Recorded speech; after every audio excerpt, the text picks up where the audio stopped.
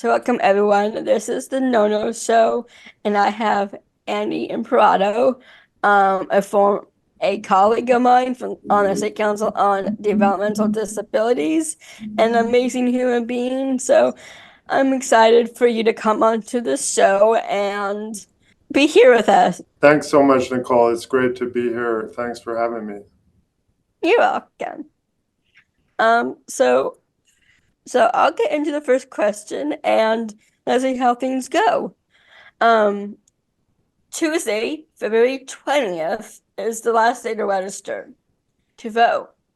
What can you tell the voters why this primary presidential election in March is so important to the disability community? Yeah, thank you for that question, Nicole. So you're talking about the California primary and the deadline to register here in California. In California, we have a lot of important things on the ballot. And one thing, not just the presidential election, but one thing that some people don't realize is you can have a lot more impact in a primary oftentimes than in a general election because fewer people vote in the primary. So if you can turn out people who agree with you, you can really have an impact. Sometimes when less people are voting, if you have 50 more people show up on your side, it makes more of a difference. So in this primary election, it's not just the primary for president of the United States, but we also have the primary for the United States Senator who's going to replace Senator Feinstein, who had been in the Senate for a long time. And the way the California election rules work, the two candidates who get the most votes in the primary will then be on the ballot in the general election. So there's four leading candidates right now.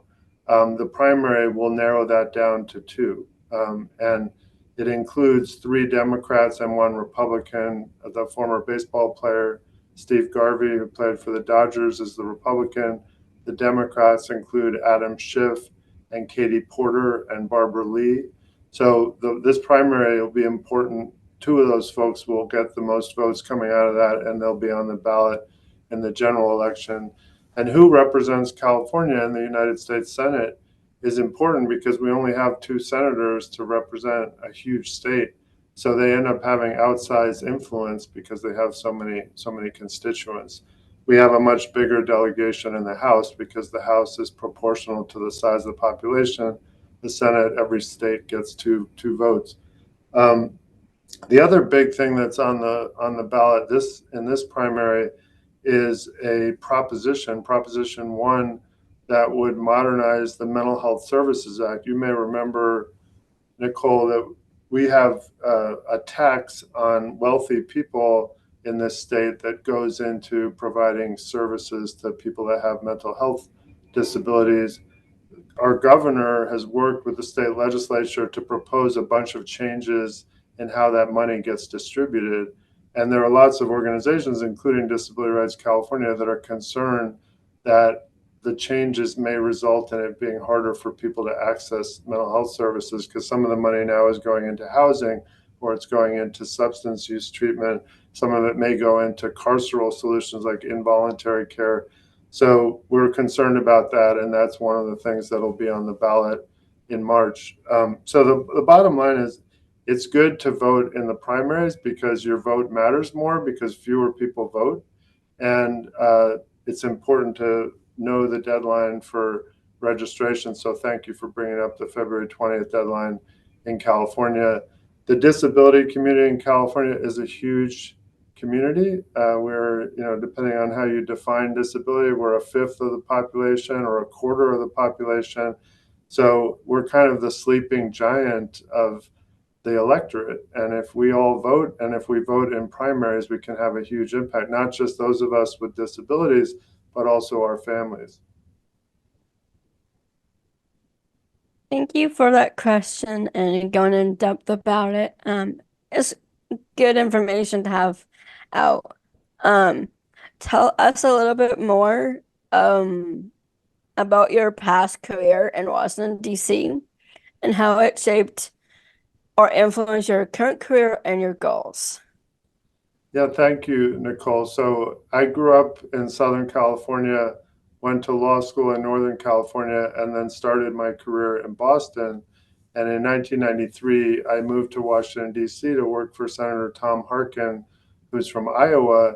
At the time, he was the chair of the U.S. Senate Subcommittee on Disability Policy.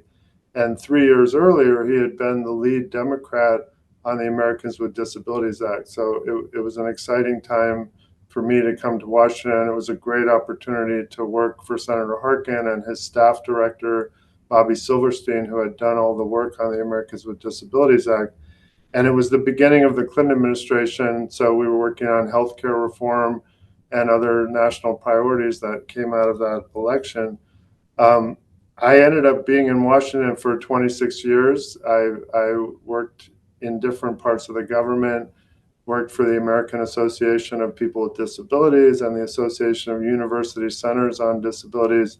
And I went back to work for Senator Harkin when Senator Kennedy died, when he became the chair of the Health, Education, Labor, and Pensions Committee. So it's funny, Nicole. I'm an advocate, and I worked inside and outside government. I didn't really feel like my job changed that much, from the different hats that I wore.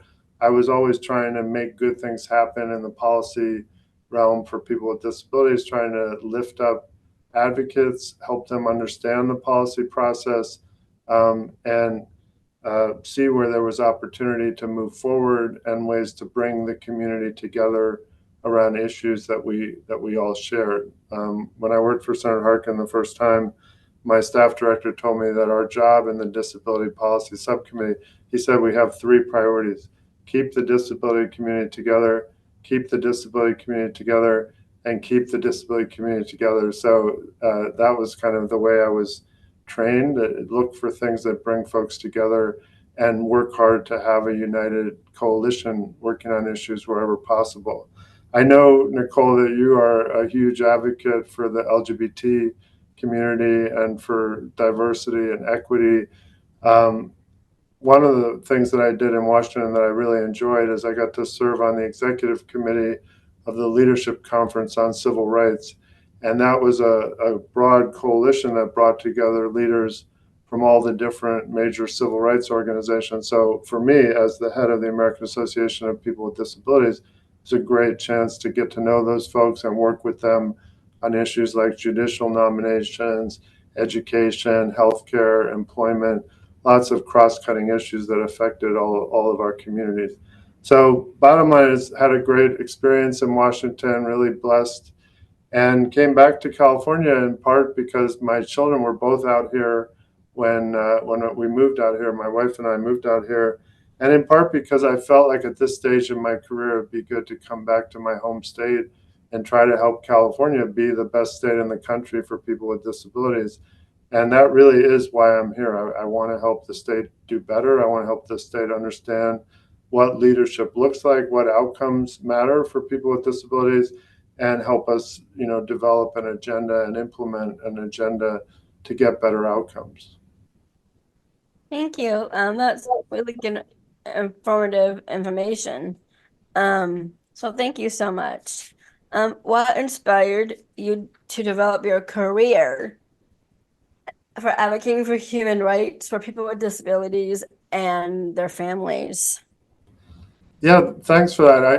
I studied Italian Renaissance culture in college, and I thought about doing art history. I kind of fell in love with the Renaissance, and I went to law school in part because I decided that I didn't want to be an academic. And while I was in law school, I was inspired by my classmates. I had a wonderful group of classmates who've gone on to do amazing things in the public sector.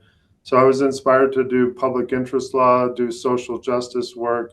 And my first job out of law school was working for Cambridge and Somerville Legal Services in the Boston area, doing SSI advocacy. I was trying to help people navigate appeals to qualify for supplemental security income benefits, cash payments from the government to help them live in the community.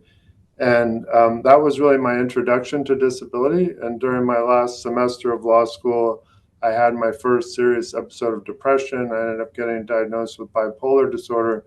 So after I was working in legal services for about a year, I started to be more open about my own disability and link my own lived experience to the work that I was doing. It's interesting. I feel like I was given this new condition to navigate as I was starting my career. And then I was lucky that I was in an environment where there were other professionals with visible and non visible disabilities who encouraged me to be out and open with my disability. So I developed some disability pride and disability identity while I was in Boston, and then I brought that with me to Washington, D.C. But I really do feel, I think you probably feel similarly, Nicole, but I feel like I'm doing the work that I was put on the planet to do, that there's nothing that I would more like to do than what I do for a living. That's amazing. Thank you, Andy. Um, so mental health, we were talking about that a little bit. So mental health has a stigma attached to it, especially in the workplace. But we all know that depression and other mental health issues affects everyone at some point Mhm. or another in anyone's lives. Mental health is an important topic to me. I suffer from anxiety myself. I think it should be a normal part of our conversations. It shows that we are care about our colleagues, friends and family, members and neighbors, and should not be taboo. Can you tell me more about your mental health and how is a part of your personal journey in your personal life? Yeah, thank you so much for that question, Nicole, and thank you for sharing your own experience with anxiety. For me, I have a version of bipolar disorder, like lots of conditions, it can show up differently in different people. My version is I tend to have a lot of energy and a lot of self confidence and not a lot of patience when the weather is warm. And then my energy tends to go down, my self confidence goes down when it's the winter time.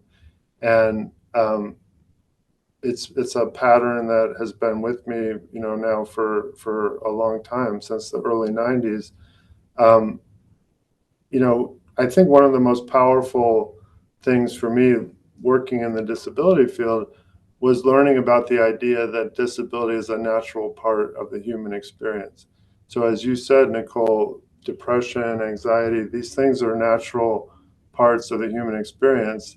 And I think it's important that we make room in our families, in our communities, in our workplaces, places of worship, wherever people come together. We make room for people to experience these things and understand that these things are natural and that recovering from these things requires more than just clinical care. I think sometimes people think that a mental illness is about getting the right diagnosis and getting the right treatment. But I'll tell you, the two most important things for me in terms of navigating my long term mental health condition has been having a really strong marriage to the right person and having a career. My job, my work is my biggest mood stabilizer. It's my biggest antidepressant. It's the biggest thing that helps me use my high energy in a way that's constructive. So it makes me sad that so many people who have long-term mental health conditions don't feel comfortable talking about them at work, don't feel comfortable talking about them in other settings. And I feel like if we really want to remove the stigma that you talked about at the beginning of your question, we need more people talking about their experience, including people who are doing amazing things in the world. A lot of times people think, well, if you talk about having bipolar disorder, people have said to me, you might not get the job that you're applying for. You might not get the big thing that you're trying to do. But my feeling is we as people with disabilities need to learn how to talk about our lived experience where it's a positive differentiator. It can help us get the job. Uh, and if we don't get the job after we talk about our disability, it may be that that job wasn't the right job for us. So an interview is a two-way process. And if somebody doesn't want to hire me because of a diagnosis and is going to overlook everything else that I've accomplished in my career, then that's probably not a work environment where I'm going to thrive. So to me, there's a lot of value of being out and open. And I think if we really want to change attitudes, we need more people to be out and open with their condition at work. One of my friends who was a commissioner at the Equal Employment Opportunity Commission, she said the biggest way to change attitudes about people with disabilities is when you work alongside someone with a disability and you see what they can accomplish in a work environment. That is the biggest game changer in terms of getting people to see us as human beings and not as somehow outliers or others. So I appreciate your question, Nicole. I mean, from your vantage point, what has helped you be out and open with your anxiety? I'm just accept it and acknowledge it. I would say that for me, anxiety and just having it is just natural for anybody to have. Anybody has anxiety, depending on their circumstances in their own lives. For me, the main issue for me is injustice and people that are not allowing us to be our full selves, especially with love. And so yeah, it for me it started back in I think when everything before the pandemic it started. A little bit it started around that time for me. But I'm doing good. I have medications that I am taking. Um, but I try not to take it and go through my anxiety. And it's okay. I feel like mental health and anxiety and depression and bipolar is a huge deal. And just not just bringing awareness, but knowing that it's real, it's authentic, it's okay to go through it. It's part of human nature to embrace it and feel safe knowing that we're alive and well and thriving and we have a home to live in and food. And I would love to have the stigma go away and the stereotypes to go away. And it's time to do so and have hard conversations about it the way I'm doing with you right now and getting that going and knowing that every single person on this planet has some kind of mental health and everyone goes through it no matter what. Yeah, I think that that's right, and I think Yeah. Nicole, you're an example of somebody who makes yourself vulnerable, and it's part of your authenticity. This is your authentic self. I one of my favorite things in Baltimore. I lived there for 26 years, which is the longest I've lived anywhere. So I'm excited about the Baltimore Ravens having a good football season. But we went to a church in Baltimore, my wife and I, that we very much felt strong connections to. It was kind of our community, and our pastor at the church, the head pastor, gave a sermon about having anxiety, and he talked about kind of how it affected him. And this pastor was an extraordinarily talented preacher, wonderful leader, very to this day, very good friend of mine. And I was so happy that he felt it was important to talk about his anxiety openly in front of the whole congregation. And I just feel like if we had more leaders that did that, then the stigma would go down, and it opens an opportunity for other people to talk about I really appreciate your thoughts about mental health and having a big conversation about it because we need to have these big conversations about mental health. And it's important that we take our time about this topic and letting people know out there that it's okay and it's okay and it's not just therapy and treatment.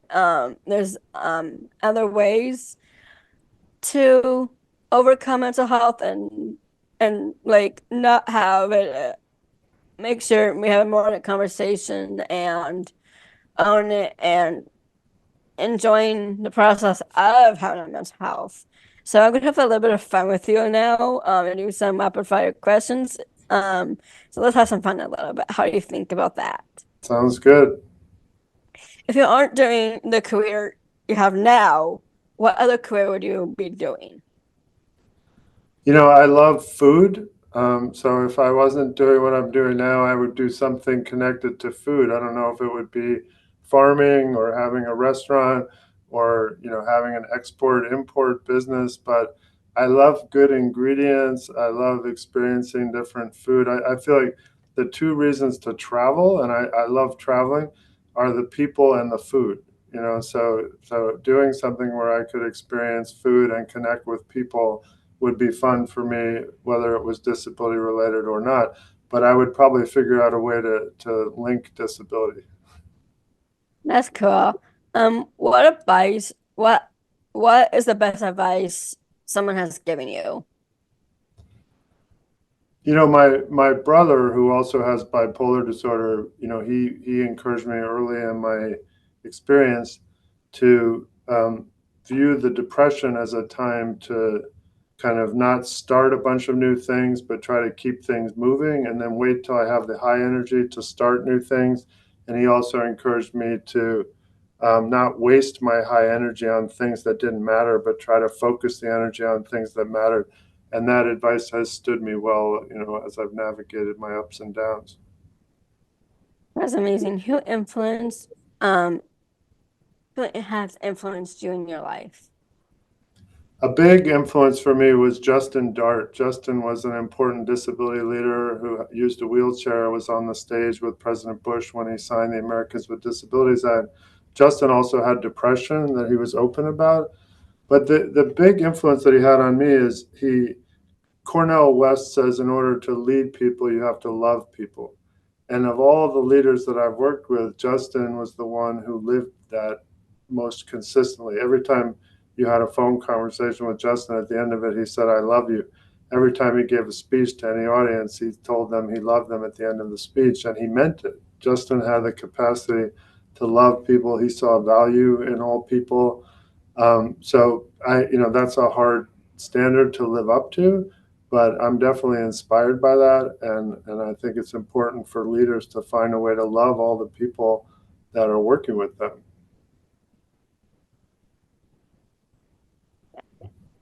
What is something nobody knows about you?